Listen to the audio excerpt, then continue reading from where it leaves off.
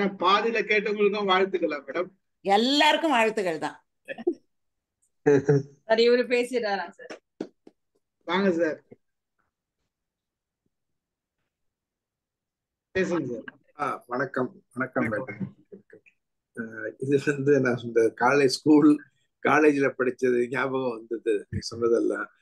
But I could able to recollect. Of course அந்த வார்த்தையெல்லாம் மறந்துடுச்சு, ஆனா அந்த சொன்ன இன்சிடென்ட்ஸ், அந்த நெரேஷன்ஸ் எல்லாம் சொன்னீங்க இல்லையா, அதெல்லாம் ஞாபகமா இருந்தது. இன்னொரு வார்த்தை சொன்னீங்க இல்லையா, அந்த எப்போ வார் நடந்தாலும் அஃபெக்ட் ஆகிறது வந்து லேடிஸுங்கிறது வந்து ஈவன் இன்னைக்கும் அவர் தான் போயிட்டு இருக்குது. எந்த வார் நடந்தாலும் பீப்புள் வில் லூட் பண்ணுவாங்க. ரெண்டாவது வந்து இந்த மாதிரி லேடிஸை வந்து இதை துன்புறுத்துவாங்க. அது போயிட்டு தான் இருக்கு. ஈவன் ஸ்ரீலங்கா வார் வந்தப்போ கூட நம்ம தமிழ் உள்ள போயிட்டு ஜப்னா சைட்ல போயிட்டு எல்லாம் ஒரு வழியா பண்ணிட்டாங்க. ஏகப்பட்டது இருந்தது. இப்ப அதனால எங்கெங்க வார் நடக்குதோ வாருடைய பர்பஸ் என்னன்னு பார்த்தோம்னா தே வாண்ட் அந்த ஜெயிக்கணும். அதே சமயத்துல வந்து என்ன பண்ண முடியுமோ பண்றாங்க. அது வந்து எல்லா நாட்டிலையும் எல்லா கண்ட்ரிலையும் எல்லா கான்டினென்ட்லயும் நடக்குது. இப்ப ஆப்பிரிக்கால பாத்தீங்கன்னா டிஆர்சின்ட்டு காங்கோ இருக்குது, அங்க ஃபுல்லா சண்டை தான் போயிட்டு இருக்குது. அடிபடுறவங்க எல்லாம் பார்த்தோம்னா குழந்தைகளும் பெண்களும் ரொம்ப அடிபடுவாங்க வச்சுக்கோங்க. ஸோ இதெல்லாம் அவாய்ட் பண்ண முடியுமா அப்படின்னா முடியல. ஏன்னா ஈவன் இப்ப கூட உக்ரைன் ரஷ்யா வார் போயிட்டு இருக்குது. நீங்க சொன்னீங்க இல்லையா, ஹெட்டினுடைய ஹெட் என்ன நினைக்கிறாங்களோ அதை வந்து ஹெட் போக மாட்டாங்க சண்டைக்கு, கீழே அனுப்பிச்சுட்டு வேடிக்கை பார்த்துக்கிட்டு இருப்பாங்க. ஒரு பட்டாலியன் சேர்த்தாங்களா அடுத்த பட்டாலியன் அனுப்பு, அந்த மாதிரிதான் போயிட்டு இருக்குது. ஆனா சார் முந்தி வந்து மனிதர்கள் நேருக்கு நேரா சண்டையில வரும்போது அழிவுகள் வந்து குறைச்சலா இருக்கு. ஏன்னா நேருக்கு நேரா சண்டை போட்டுக்கும் போது முக்கியமானவர்கள்லாம் இறந்துட்டாங்கன்னா ஒண்ணு. இப்போ வெறும் விமானங்களும் வெறும் ஏவுகணைகளும் மனிதர்கள் எங்க சார் போறாங்க? அவங்க போய் கொண்டுட்டு வந்துடுறாங்க. டெக்னாலஜி இம்ப்ரூவ் ஆயிடுச்சு. அதனால முதல்ல வந்து ஒரு வில்லு விட்டோம்னா ஒருத்தன் தான் சாவான். இப்போ ஒரு பாம்பு போட்டான்னா 500 பேர் செத்துருவாங்க. அவ்வளவுதான். மேல இருந்து சரம் மாதிரியா இறக்குறாங்க, ராக்கெட்டா இருக்கிறாங்க, எக்ஸ்ப்ளோசிவ் இறக்குறாங்க. அது சொன்ன மாதிரி வார் சைட்டுக்கே அவங்க போகணும் அவசியம் கிடையாது. இப்பதான் வந்துருச்சுல டார்கெட் மிசைல்ஸ் 500 கிலோமீட்டர் போகுது, 200 கிலோமீட்டர் போகுது. ஸோ அதனால டெக்னாலஜி அதிகமா இருக்கு. பட் இருந்தாலும் அஃபெக்ட் ஆகுறது யாரு?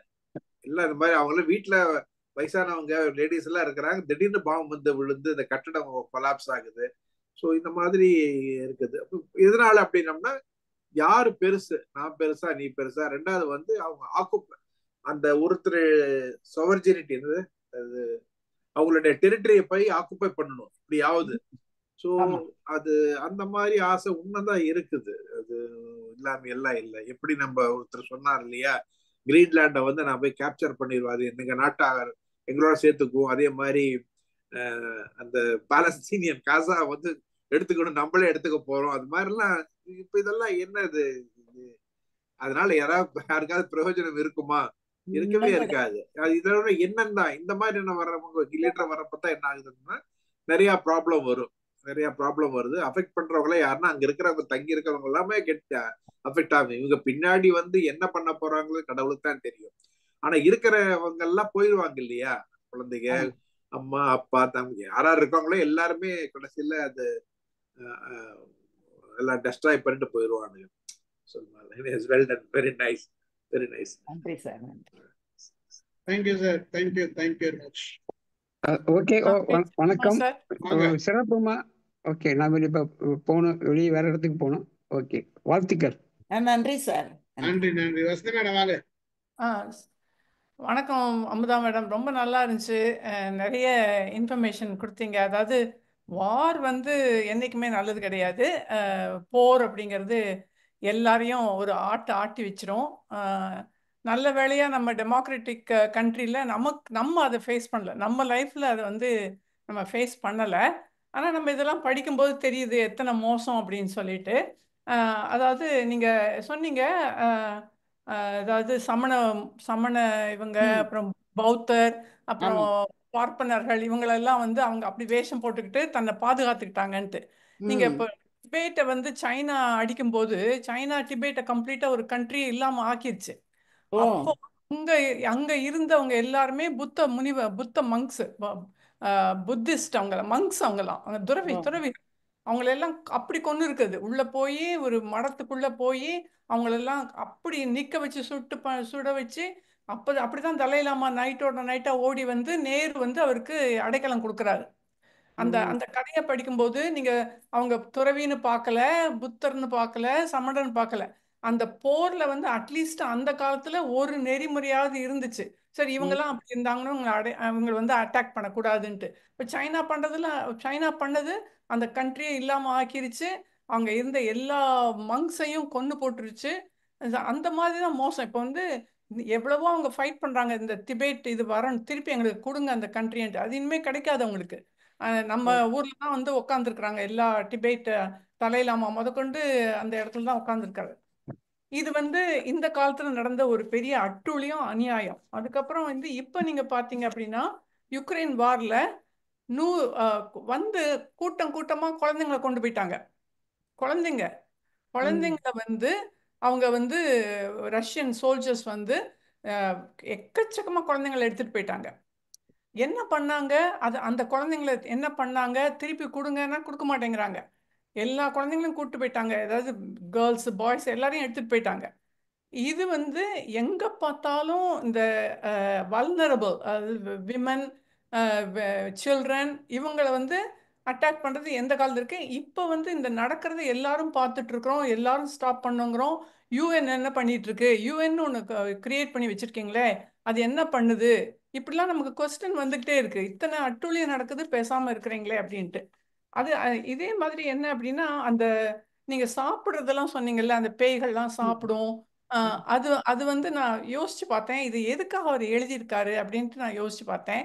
அதாவது எப்படின்னாங்க, ஒரு வார் முடிஞ்சிருச்சு வச்சுங்களேன், life life goes on. Okay, அடுத்த அடுத்த நாள் வந்து இப்போ ஹிரோஷிமா நாகசாகில பாம்பு போட்டாங்க.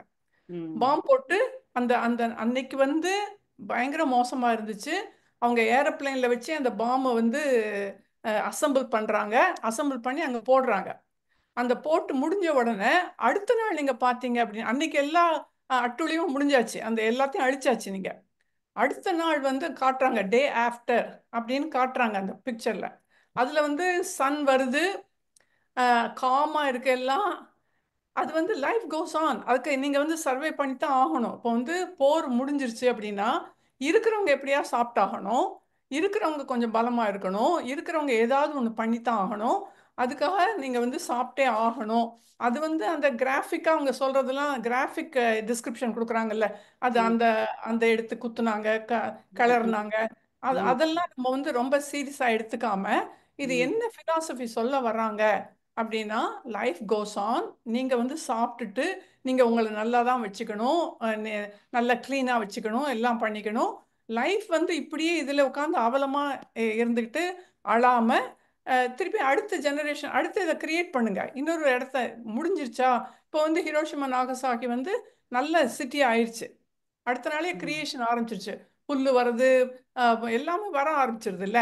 அது மாதிரி தான் லைஃப்லையும் நீங்க வந்து நல்லதா ட்ரெஸ் பண்ணிட்டுங்க, நல்லா கிளீனாக வச்சுக்கோங்க உங்களை. Life goes on. அப்படிங்க ஒரு வார அழிவு இருந்தாலும் அடுத்தது அந்த மாதிரி தான் நான் நினச்சேன். அந்த மாதிரி ஒரு பாசிட்டிவாக கொண்டு வந்துருக்கலாம் அவரு.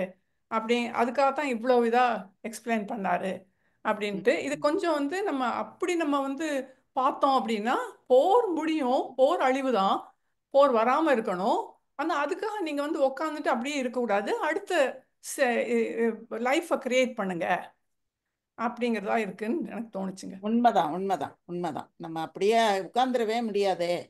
எத்தனையோ இழப்புகள் வரும்போது வீடுகள்ல கூட உட்கார முடியாம தானே அடுத்தது அடுத்தது அப்படி அப்படியே போய்கிட்டே தானே இருக்கிறோம். நம்ம வீட்டுல கூட பாருங்க, ஒருத்தங்க இறந்துட்டாங்க அப்படின்னா அன்னைக்கே பாயசம் கொடுக்குறாங்க. ஆமா, அவங்களுக்கு எடுத்துட்டு போன உடனேயே, அவங்கள பாடியை கிரிமேட் பண்ண உடனே வீட்டுல பாயசம் ஏன் கொடுக்குறாங்கன்னா, எனக்கு வந்து அது எரிச்சல் வந்தது. ஒரு ஒரு சமயத்துல எனக்கு எங்க வீட்டுல எங்க அம்மா இறந்தப்போ, அப்ப எனக்கு வந்து அதை ஒரு ஸ்பூன் கூட என்னால சாப்பிட முடியல.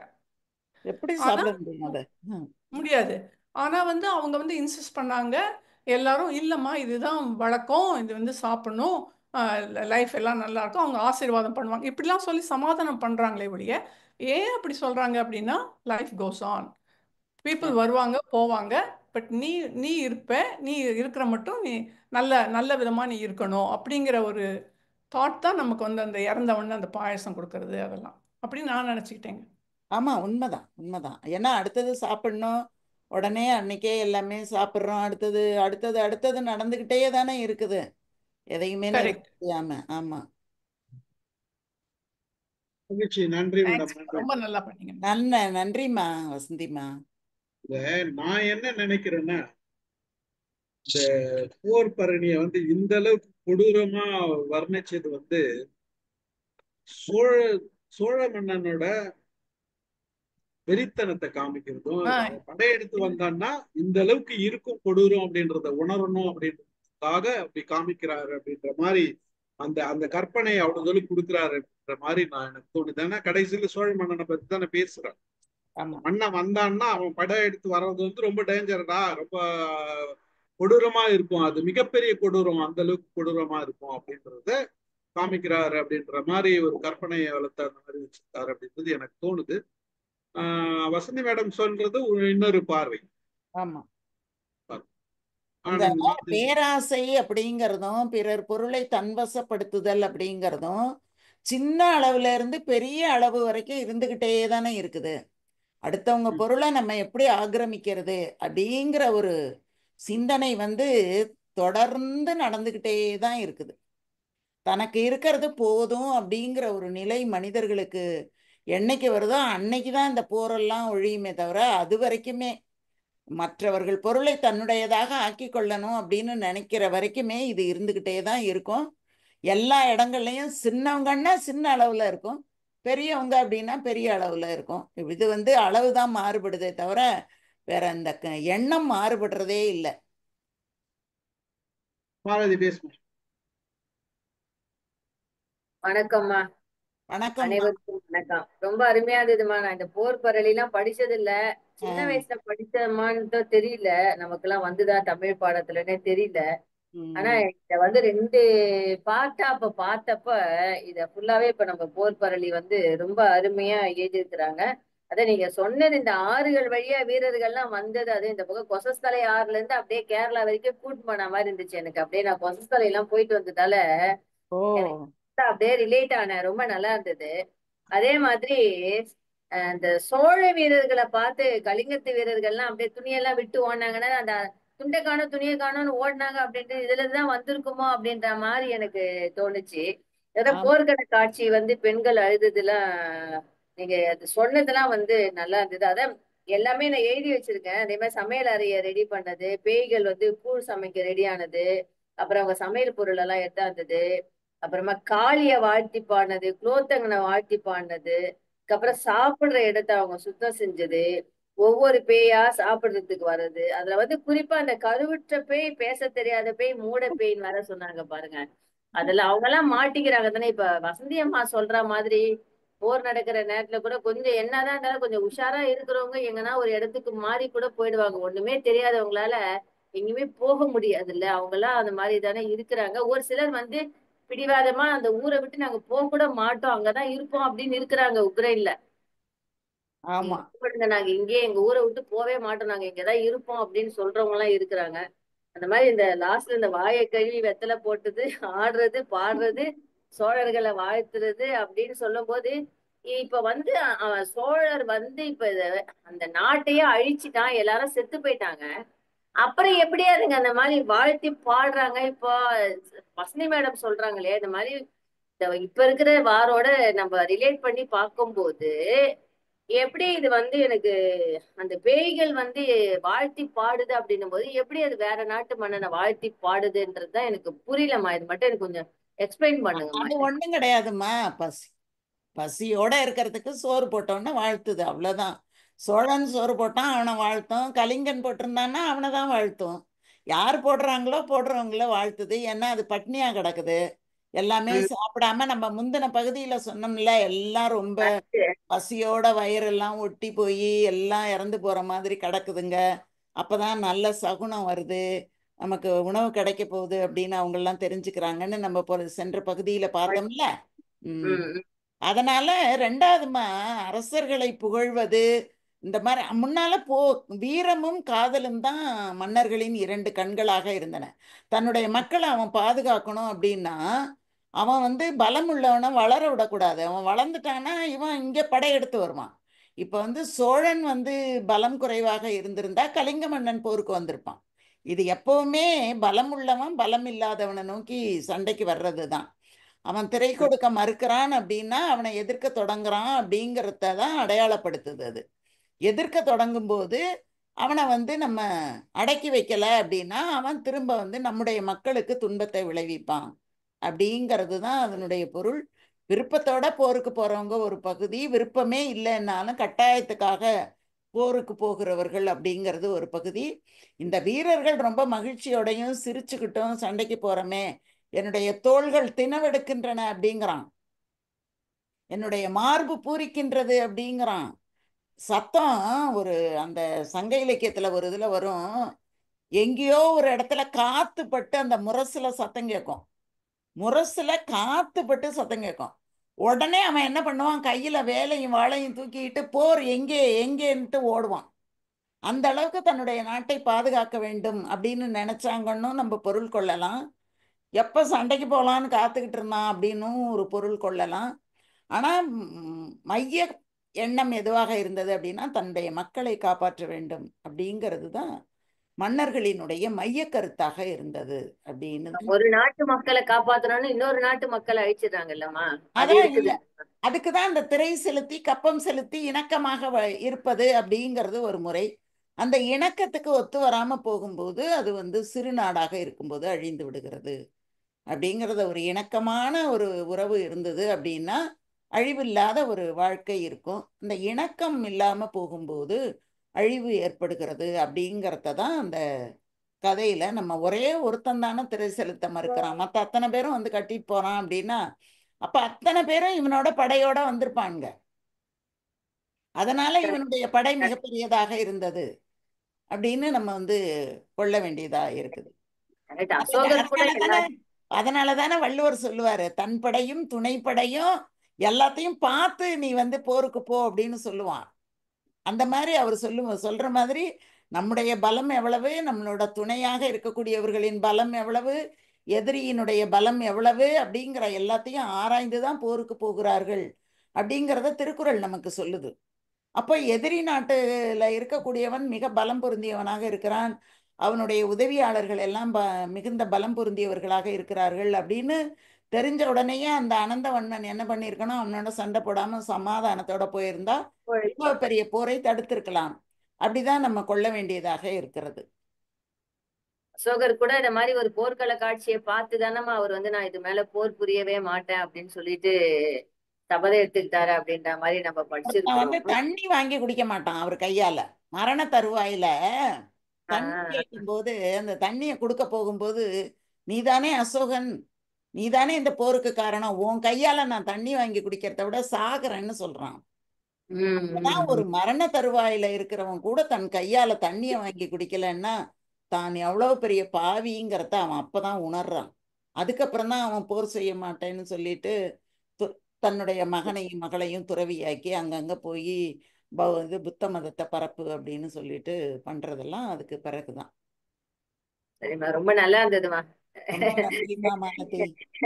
நிறைய இப்ப இது ஒரு பாடம் நாங்க கத்துக்கணும். இப்போ போர் பரளின்றத நாங்க ஒரு செயல் கத்துட்டோம். இப்ப அடுத்தது இதே மாதிரி வேற எதுனா கொண்டு வந்து சொல்லுங்க. ஒரு கலம்பகம் ஒண்ணு படிக்கலாம், ஒரு உலா ஒண்ணு படிக்கலாம், ஒரு பிள்ளைத்தமிழ் ஒண்ணு படிக்கலாம். எல்லாம் ஒண்ணு நம்ம ஒண்ணு தெரிஞ்சு வச்சுக்குவோம். எல்லாத்தையும் தெரிஞ்சுக்கலனாலும் சின்ன வயசுல நம்ம எதுவுமே படிக்கல, இந்த மாதிரி செயல்லாம் படிக்கவே இல்லை, எதுவுமே தெரியல. இப்ப வந்து படிச்சாதான் புரியுது. இப்ப கூட பாருங்க, போன வாரம் வசந்தி மேடம் வந்து கொஞ்சம் சொன்ன பின்னர் தான் வந்து இதெல்லாம் வந்து கொஞ்சம் புரிஞ்சுது, எதுக்காக இப்படி எழுதியிருக்கிறாரு அப்படி செயலாதான் பார்த்துருந்தோம். அவங்க வந்து கொஞ்சம் எக்ஸ்பிளைன் பண்ண பின்னர் தான் கொஞ்சம் இந்த மாதிரி நம்ம வந்து கம்பேர் பண்ணி இப்பத்திதும் எப்படி எழுதுனாங்க அப்படின்றத இப்ப சார் ஸ்ரீதர் சார் எல்லாருமே சொன்ன பின்னர் தான் இதனாலதான் இந்த மாதிரி அவர் வந்து சூசகமா செயலா எழுதிருக்காரு அப்படின்றது புரியுதுமா. ரொம்ப நல்லா இருக்கு. நன்றிமா. நன்றிமா. சக்கரபாணி சார் வாங்க. ரொம்ப நாளைக்கு சார் பேசுறேன். வணக்கம். முத அம்மா வந்துட்டு ரொம்ப நன்றாக இந்த கலிங்கத்து பிரணை பற்றி சொன்னார்கள். எனக்கு உண்மையிலே கலிங்கத்து பிரணையில ரொம்ப ஈடுபாடு உண்டு. படிக்கிற காலத்துல இது வந்து நமக்கு ரொம்ப வெறுப்பை உருவாக்குனாலும் அந்த சண்டை இதெல்லாம் அதுல உள்ள அவங்க சொன்ன மாதிரி அந்த வர்ணனைகள் அதெல்லாம் வந்துட்டு சிலது ரொம்ப மிகைப்பட இருந்தாலும் சில உத்வேகத்தை உருவாக்கக்கூடிய அந்த பரணியில இருக்கிறதா நான் சின்ன வயசுல நான் அதை அனுபவிச்சது. இன்றளவும் அதை இது பார்த்துட்டு இருக்கேன். இத அவங்க சொன்ன அந்த 2 அந்த நதிகள், அதாவது இப்ப நம்ம ஜிபிஎஸ் வச்சுட்டு போற மாதிரி அந்த படைகள் போற வழியெல்லாம் ஆறுகள், இதெல்லாம் வந்து சரித்திர பதிவுகள். என்னைக்குமே எந்தெந்த ஆறு கடந்து எந்த வழியா போனாங்க, அப்படியே வந்து அந்த கொசத்தலை ஆறு வழியா வந்து பழவேற்காடு வழியா வந்து பழவேற்காடுல இருந்து வடக்கு நோக்கி வங்கக்கடல் ஓரத்திலேயே போகுது அந்த படை, அந்த கலிங்கத்து படை. இன்னும் கொஞ்சம் விரிவா மேல சொல்லியிருந்தாங்கன்னா அது அந்த ட்ரெயின் ரூட்டு நம்ம தமிழ்நாடு எக்ஸ்பிரஸோ ஜிடி எக்ஸ்பிரஸோ டெல்லி போற அந்த ரூட்டை ஒட்டியே இவங்க ஒடிசாவை அறிக்க போறாங்க இந்த கலிங்கத்து வரையிலும். அங்க போயிட்டு அவங்க சண்டை போட்டுட்டு திருப்பி அதே வழியே வந்தாக்கிட்டது. அந்த ஊர்கள் எல்லாம் போது இந்த ஒரிசா வரையிலும் உள்ள தமிழ்நாடு பார்டர் வரையிலும் ஆரிக்கம்பேடு அப்படின்றதெல்லாம் ஊர்லாம் சொல்லுவாங்க. அந்த ஊரெல்லாம் கிட்டத்தட்ட அந்த கலிங்கத்து பரணியில குறிப்புகளா வருதான். எங்க தமிழாசிரியர் அப்ப எடுத்து சொல்லுவாரு, அந்த பகுதிகளில் உள்ள கிராமங்களின் பெயர்கள் இன்றளவு இருக்குதான். அதுல நம்ம வந்து கலிங்கத்து பரணியில குறிப்பிட்ட அந்த ஊர்கள்லாம் இன்றளவு அந்த அதே பெயர் தாங்கி இருக்கிற ஊர்கள். கலிங்க வரையில் அவர் போயிட்டு அந்த போர் புரிஞ்சுட்டு திரும்பி வந்தாங்கன்னு. அதே கலிங்கத்துலதான் இப்ப நீங்க கொஞ்சம் முன்னாடி அம்மா வந்து சொன்ன மாதிரி புத்தர் வந்துட்டு ஒரு துறவை அதே இடத்துல விட்டுட்டு பௌத்தரானாரு. அந்த இடம் வந்துட்டு அப்படிப்பட்ட ஒரு புனிதமான ஒரு இடத்த பத்தி சொன்னாங்க. அடுத்தது அவங்க சொன்ன அந்த பாடல்கள்ல 2 பாடல் நான் ரொம்ப அந்த காலத்துல ரொம்ப ரசிச்சு கேட்ட பாடல்கள். ஒண்ணு வந்துட்டு தன் கொண்டு எங்க கீழே தரையில விழுந்த பூமாதேவி தாங்கிடுவாளோன்னு சொல்லி அவங்க ஓடி போய் தாங்கிறதும், விண்ணுலகில வந்து விண்ணரசிகள் எனக்கு அதுதான் நான் கூட ரொம்ப நான் 11வது படிக்கும்போது ரொம்ப விரும்பி 2 பாடல், அந்த ஒரு பாடல் எனக்கு ரொம்ப பிடிக்கும். அடுத்த வந்து பாடலு பொருதரைக்க வாழெங்கே மணிமார்பெங்கே போர்முகத்தில் எவர் வரையினும் புறங்கூடாத பருவயிறு தோளெங்கே எங்கே. அத அடிக்கடி கருணாநிதி முரசொலியில எழுதுவார். எத்தனை பேரு நீங்க அப்படி முரசொலி பார்த்து ஆமா அந்த மகா நாடகம் உருவாக்குதுன்னா உடன்பிறப்புகளுக்கு எழுதுறதுல முதல்ல எழுதுவாரு. புறந்தடக்கை வாழங்கே மணிமார்பெங்கே அப்படியே அவங்க மாதிரி. அப்ப சமீபத்துல பாமக ராமதாஸ் கூட இந்த வார்த்தைகளை முதல் 2 வரிய அப்படியே இது பண்ணாரு. நாம இருந்த எப்படி மணிமார்பெங்கே நம்ம எப்படி அப்படி நான் வீரநடை போட்டோம், இப்ப எல்லாம் சோர்ந்து போய்க்கிறீங்கன்னு அவங்க கட்சியாரில் உசுப்புறதுக்கு. இதெல்லாம் வந்து ஒரு இதுவா இருந்தது. இது வந்து எங்களுக்கு மனப்பாட பகுதி. அந்த காலத்துல இந்த பொருதரக்க வாழங்க மணிமார்பெங்கிறது மனப்பாட பகுதி. அதுல எங்களுக்கு அதை படிச்சு பல தடவை படிச்சு போண்டு. 2வது கலைஞர் எழுத பார்த்து இன்னும் கொஞ்சம் அதுவே குறைச்சா நான் படிப்பேன். அப்பெல்லாம் முரசொலியை வந்து தொடர்ந்து படிக்கக்கூடிய ஆளு நான். அவருடைய அந்த வாசகங்கள்லாம் அதுல வந்துகிட்டு இருக்கோம். இந்த கலிங்கத்து பிரணியோட இது வந்துட்டு விரிவாக எடுத்துக்கூறின அந்த இது சங்ககால பாடல்களை இப்படிப்பட்ட ஒரு சில இதுகளை வந்து அதுல இருக்கிறது நமக்கு கொஞ்சம் அருவருப்பா தான் இருக்கும். இன்னைக்கு இந்த காளி பூஜைன்னு போடுறாங்க பாருங்க, அது என்ன செய்யறாங்கன்னு அப்படிதான் பண்றாங்க. நரமாமிசம் பண்றது, அது பண்றது, இது பண்றது, அவங்க எல்லாம் அப்படிதான் பண்றாங்க இனி வரையிலுமே. அதாவது பழைய காலங்கள்ல போருக்கு வீரர்கள் போக வேண்டும், ரத்தத்தை கண்டு அஞ்சக்கூடாது, இதெல்லாம் கண்டு அஞ்சக்கூடாது அப்படிங்கறதுக்காக ஒரு பயிற்சிக்காக அப்படி எல்லாம் பண்ணுனாங்க. இப்பெல்லாம் அப்படி இல்லவே இல்லை. ஆனாலும் இப்பவும் அப்படிதான் எல்லாருமே பண்ணிட்டு இருக்காங்க. அந்த அச்சத்தை போக்குவதற்காக அவங்களுக்கு அது மாதிரி. ஆமா, ரொம்ப அருமையா எடுத்து சொன்னீங்க. ரொம்ப உண்மையிலே இதெல்லாம் ரசிக்க வேண்டியது. இன்னைக்கு நம்முடைய பார்ட்டிசிபென்ட் தான் கூட்டம் குறவாகுது. ஆனா இப்படிப்பட்ட சங்ககால பாடல்கள் எல்லாம் கிடைக்காது.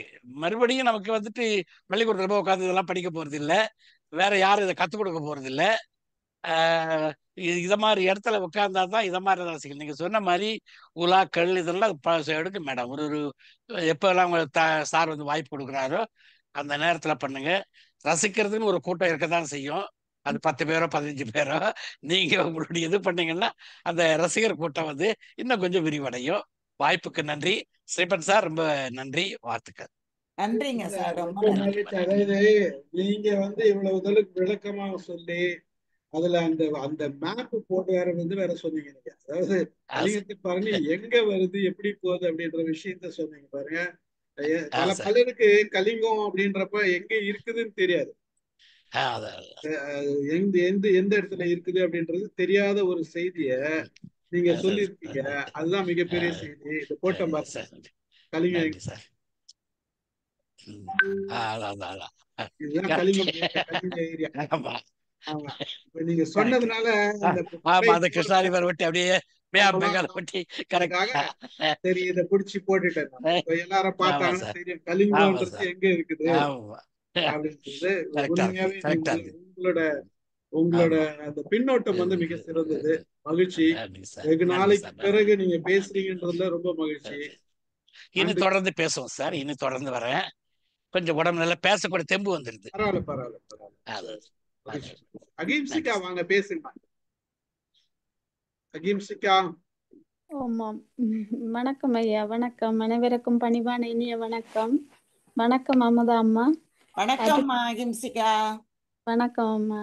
அருமையான வர்ணனை. அப்படி என்ன சொல்ற, பசுமரத்தாணி போல நெஞ்சில பதிகிற மாதிரி அக்கு வர ஆணி வர அப்படியே புட்டு வச்சுட்டீங்க. நல்லா இருந்தது. ஆனா எங்களை அது என்ன சொல்றது, பின்னோக்கி கொண்டு போக வச்சுட்டுது. நாங்க அந்த சூழ்நிலை நீங்க சொன்ன அவ்வளவு வர்ணனையை நீங்க வர்ணனையா பார்த்தனீங்க, நாங்கள் அதை நேரடியா பார்த்திருக்கின்றோம். அந்த நீங்க சொன்னீங்க இதுல இருந்து பாக்க அந்த ஒரு அந்த பெண்ணின் பாடலே வந்து பெண்ணின் துணிவையும் காட்டுது. மற்ற ஒரு இறப்புக்கு நாங்க அஞ்சக்கூடாது. இறப்பு வந்து பிறப்பு என்பது இப்படியோ அதே மாதிரி இறப்பு என்பது மண்டைக்கு ஒரு நாளைக்கு வரத்தான் போகுதுன்றதை நாங்கள் ஏற்றுக்கொள்ள வேணுமென்றதையும் புரியக்கூடியதா இருந்தது. மிகவும் அருமையா இருந்தது. இந்த தலையெல்லாம் நாங்க கூட எங்களோட வீட்டுக்கு ஏற்றுக்களால வலிக்கிட்டு போறோம். தலையெல்லாம் கிடக்குது.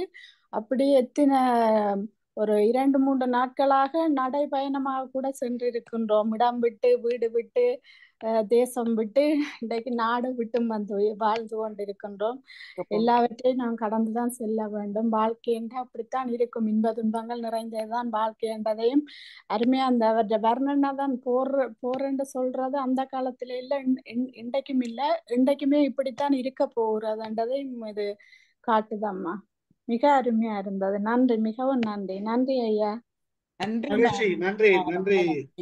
அகிம்சிகா, சுவிட்சர்லாந்துல இருந்து நீங்க வந்து இத கேட்டு நீங்களும் தமிழ் பாடம் எடுக்கிறீங்க, இதெல்லாம் நடத்துவீங்க பிள்ளைங்களுக்கு. அது மட்டும் இல்லாத இந்த அனுபவங்கள் நேரடியா பார்த்த அனுபவங்கள் இருக்குது. இதெல்லாம் வந்து செய்தி கேட்கறதுக்கு ஒரு பக்கம் இருந்தாலும் மனசும் நெகிழுது, கஷ்டமா தான் இருக்குது.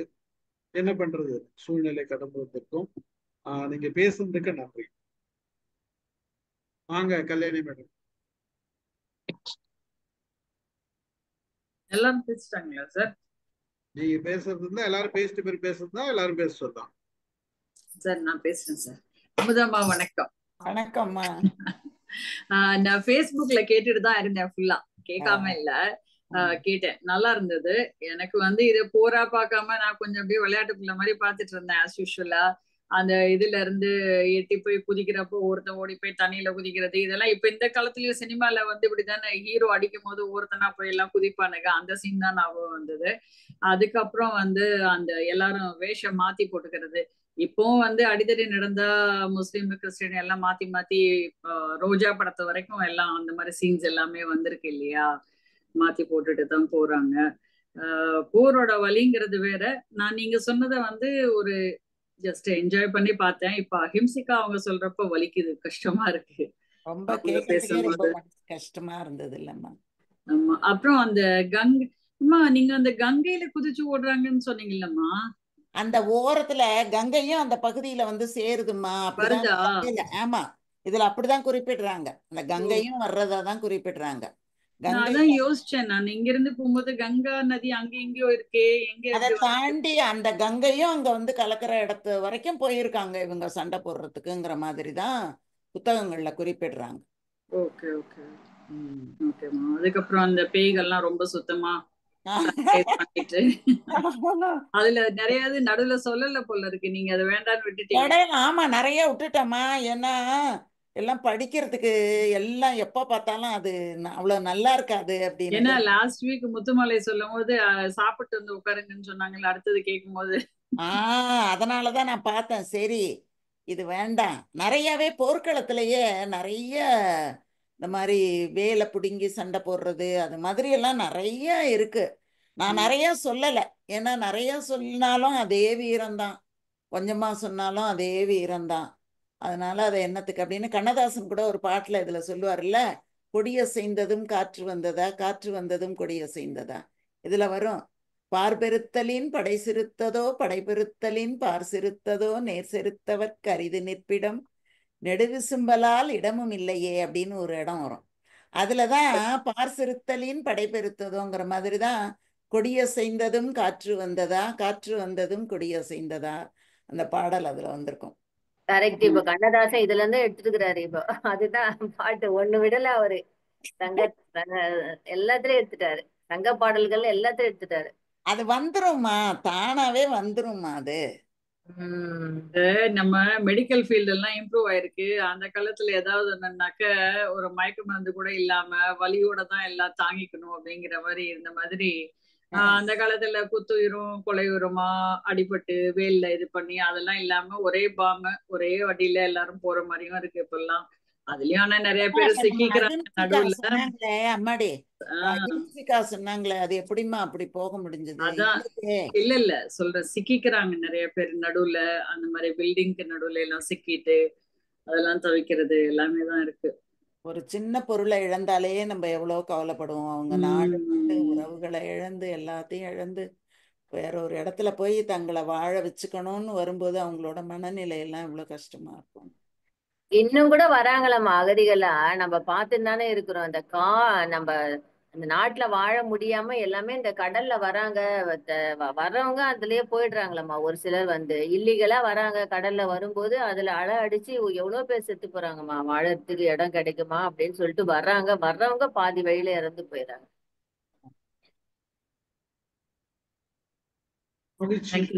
நன்றி நன்றி நன்றி. பிரசன்னா பேசுறீங்களா? வணக்கம் அமுதம்மா. வணக்கம்மா. ரொம்ப நல்லா இருந்துச்சு. பழசு ஸ்கூல் போன மாதிரி ஸ்கூலுக்கு போன ஒரு ஞாபகம். நிறைய வந்து கல்யாணி மேம் சொன்ன மாதிரி விட்டுட்டீங்க. நல்ல வேளை நாங்கெல்லாம் போய் சாப்பிடணும். எனக்கே அதை வந்து ரொம்ப சொல்ல முடியல எனக்கு. இருந்தாலும் நீங்க வந்து அரிசிய பார்க்கும்போது எனக்கு பல்லுதான் ஞாபகம் வரும்னு நினைக்கிறேன். ஒரு நாளைக்கு அப்படியேதான் மைண்ட்ல ஓடும். இது எனக்கு படிக்கும் போதுல இருந்தே ஒரு சின்ன சந்தேகம் இருந்துச்சு. நான் ஸ்கூல்ல கேட்டா துரத்திருப்பாங்க. நான் இப்போ உங்ககிட்ட கேட்கலான்னு நினைக்கிறேம்மா. ஏன் எல்லா பேயும் கலிங்கத்து பரணியில பெண்களாவே இருந்துச்சு? குலுசு போட்டது, நகை போட்டது, வளையல் போட்டது எல்லாமே சமைக்க போறவங்கம்மா அவங்கெல்லாம். ஓகே. அதனால அவங்கவங்க போட்டுக்கிட்டாங்க. ஓகே. இப்ப கூட நம்ம பேயினா பெண்களை தடவை இன்னமும் சொல்லிட்டு இருக்கிறாங்க. இந்த மாதிரி கலிங்கத்து பரடியில எல்லாம் இது மாதிரி எழுதி வச்சதாலதான் அது அப்படியே காலகாலமா வந்துச்சு. இல்லம்மா, இப்போ அந்த காது கேட்காத பேய் சொல்றாங்க, பார்வை இல்லாத பேய் சொல்றாங்க, அப்புறம் வந்து மூட பேய்ன்னு சொல்றாங்க. அதெல்லாம் பெண்ணுன்னு ஒன்றும் வரையறைப்படுத்தி சொல்லலை. அதனால நம்ம வந்து பெண்கள் தான் அப்படின்னு எடுத்துக்கணும்னு அவசியம் இல்லை. சமைக்கிறவங்க அந்த மாதிரி சமைச்சவங்க அதெல்லாம் போட்டுக்கிட்டாங்க அப்படின்னு நம்ம சொல்லும்போது வந்து அந்த காலத்துல முடி வைத்திருப்பது அப்படிங்கிறது ஆண்களுக்கும் இருந்தது, பெண்களுக்கும் இருந்தது. அந்த மாதிரி நிறைய இருந்தது. சிலது வந்து கொஞ்சம் மாத்திக்கிட்டாங்க. அந்த மாதிரி நகைகள் போட்டு காதுல தோடெல்லாம் கூட ஆண்கள் அந்த காலத்துல போட்டிருக்காங்கல்ல, அதனால தோடு போட்டார்கள் அப்படின்னு சொன்னா ஆணா கூட இருந்திருக்கலாம். பானை இறக்கும்போது கூட ஆண் போய் இறக்கிருக்கலாம் அத. ஆனா அந்த பேய்களுக்கு ஆண் பெண் என்றெல்லாம் வரையறை கொடுக்கல. ஆமா, நீங்க சொன்னோடனே எனக்கு கேட்கணும்னு ஒரு கேட்க வேண்டியதாம்மா. தெரியலன்னா என்ன, நம்ம தளத்துல கேட்காம வேற எங்க போய் நம்ம கேட்கறது? ஒண்ணும் பண்ண முடியாது மேடம், சொந்தக்காரங்களுக்கு மட்டும் தான் கோபம் வரும். அமுதாமா சொன்ன மாதிரி இந்த பேய்களுக்கு எது ஆண் பெண் உருவம் இருந்ததா, இதே கலிங்கத்து பரணையிலேயே பேய்கள் ஆட்டம் போட்டதுன்னு ஒரு இடத்துல எங்க வரும்போது அது வந்து ஆணென்றும் பெண்ணென்றும் அப்படிதான் இல்லாத எந்த வித உருவமும் இல்லாத ஆட்டம் போட்டதுன்ற மாதிரியான ஒரு வரிகளை படிச்சது எனக்கு நினைவு வருது. ரெண்டாவது இன்னொன்னு சொல்லாங்க, பெண்ணன் குறிப்பிடாத பெண்ணன்னு நம்ம எடுத்துக்க வேண்டியதுதான். எடுத்துக்கிட்டு செயல்களை ஒற்றி நம்ம வந்து அந்த பேயின் அடையாளத்தை சரி கண்டுகொள்ளலாம். விடுங்க, நாளைக்கு ஜெயங்கொண்டார்கிட்ட கேட்டுருவோம். சாருக்கு என்ன அவ்வளோ கவலை ஆயிட்டாரு சார்? இல்ல மேடம், ஆமா அவர் லெட்டர் போட்டா சொல்லிடுவாரு மேடம். ஜெயங்கொண்டார்கிட்ட நாளைக்கு ஃபங்க்ஷனுக்கு வராரா? நாளைக்கு ஃபங்க்ஷனுக்கு வராரா? ஆமா ஆமா நாளைக்கு வர ஃபங்க்ஷன். மகிழ்ச்சி மகிழ்ச்சி. வாங்க சார், ஆரம்பிங்க சார், பேசுங்க. வணக்கம் அமுதாம்மா. வணக்கம். வணக்கம் சார். மிக அருமையா இருந்ததும்மா. ரொம்ப கலிங்கத்து பரணியை நம்ம கேட்டிருக்க ஸ்கூல்ல கேட்டிருக்கோம். இப்போ திரும்ப கேட்கும்போது அப்படியே இன்னொரு தடவை பழையபடி பள்ளிக்கூடத்துக்கு போன அந்த பழைய ஞாபகங்களை மீண்டும் மீண்டும் அப்படியே கொண்டு வரும்போது இருக்கிற சுமையெல்லாம் இறங்குன மாதிரியே இருக்குது. மனசுக்கு ரொம்ப ரிலாக்ஸா எல்லாம் ஸ்ட்ரெஸ் பஸ்டர் மாதிரி எல்லாம் குறைஞ்சிருக்குது. அதுக்கு உங்களுக்கு பெரிய நன்றி சொல்லணும். அதை ஏற்பாடு பண்ணி கொடுத்த ஸ்டீஃபன் சாருக்கு பெரிய பெரிய நன்றியை சொல்லணும். இந்த மாதிரி நல்ல தொகுப்பை கொடுத்ததுக்கு. பெரும்பாலும் இந்த பரணிகள் போர் பரணியை, கலிங்கத்து பரணியை பற்றி பேசும்போதெல்லாம் பாடும்போதெல்லாம் பார்த்தீங்கன்னா முதல்ல நமக்கு பயமா தான் இருந்தது ஆரம்ப காலத்துல. அந்த நேரத்துல பேயை கண்டா இவ்வளவு தூரத்துக்கு ஐயோ இவ்வளவு பெரிய பேய்களா, இவ்வளவா, இது இவ்வளவெல்லாம் செய்யுதுன்னு சொல்லி இப்ப இருக்கும் பொழுது அதை எதுகை முனைக்காகவும் இல்லை நம்ம மேம்படுத்தி காட்டுறதுக்காக அந்த மாதிரி எழுதியிருக்கும் போது நமக்கு சரிதான். அவலட்சணம், அந்த போர் நடக்கும்போது ஏற்படக்கூடிய அவலட்சணங்கள், அதுல ஏற்படக்கூடிய இந்த விபரீத விளைவுகள், அதையெல்லாம் தானே சார் பேயா உருவகம் பண்றோம். எவ்வளவு தூரம் போர்னால மக்கள் அவஸ்தப்பட்டிருக்காங்க, எவ்வளவு தூரம் இன்னல்கள் அனுபவிச்சாங்கன்னு சொல்றது. அதனால மிகப்பெரிய வருத்தம் என்னன்னா இப்ப இந்த போர்களினால மிகவும் பாதிக்கப்படுவது பெண்கள் சொல்லும் பொழுது அது உண்மையிலேயே ரொம்ப மனசை வருத்தப்பட வைக்கிறது. ரெண்டாவது கடைசியில இந்த இப்போ பின்னோட்டம் கொடுக்கும் பொழுது அகிம்சா அம்மா சொன்னாங்க பார்த்தீங்களா, அதுதான் ரொம்ப நெஞ்ச ரொம்ப என்ன சொல்ல வந்தோங்கிறத அப்படியே ஓடி போயிடுச்சு. ஊரை விட்டு, நாட்டை விட்டு, மக்களை விட்டு, சொந்த பந்தம் அத்தனை பேரையும் விட்டுட்டு இது வேதனையிலும் வேதனை. ரொம்ப மனசு அப்படியே எங்கேயோ நம்ம கல்லாக்கிக்கிட்டு நம்ம மனசுதான் இந்த இதுல ஊன்றி இருக்க வெளியே அவங்க பட்ட வேதனைகள் எல்லாம் நினைக்கும் பொழுது என்றுமே ஆறாத ஒரு வடுவாகத்தான் இருக்குது. ஆனா இன்னைக்கு வரைக்கும் அந்த போர் நடந்துருக்கு அப்படின்னா என்ன சார் சொல்றது? ஏன்னா நீங்க சொன்னீங்க பாத்தீங்களா, போரினாலும் பாதிக்கப்படுறது பெண்கள் தான். எங்க ஆபீஸ்ல கூட பாத்தீங்கன்னா இந்த IPKFல போட்டிருக்கும் பொழுது டெம்பரவரி டெலிஃபோன் செட் லாரியில நமக்கு கனெக்டிவிட்டி கொடுத்து அது எங்கெங்க இருக்காங்கன்னு சொல்லி பார்க்கறதுக்காக எங்க டெக்னிக்கல் இன்ஜினியர்ஸ் 2-3 பேர் தான். அதோடைய நண்பர் ஒருத்தர் போயிருந்தார், அந்த சிலோன் பகுதிக்கு போயிருந்தார். அப்பதான் சொல்லுவார், அப்படியே அப்பா அங்க நடந்த கொடுமையெல்லாம் நம்மளால சொல்ல முடியும். இவங்க உள்ள போகல, இருந்தாலும் அந்த நடக்கக்கூடிய காட்சிகளை சொல்லும் போது எவ்வளவு கொடுமையை நம்ம மக்கள் அனுபவிச்சிருக்காங்க, நம்ம சகோதர சகோதரிகள் அப்படின்னு சொல்லி சொல்லும் பொழுது அதுல வெளியவே சொல்ல முடியாத துக்கங்கள் எல்லாம் நம்ம மனசுல இன்னைக்கும் போட்டு நம்ம அப்படியே உள்ள அடக்கிக்கணும் என்பதுதான் வேதனையா இருக்குது.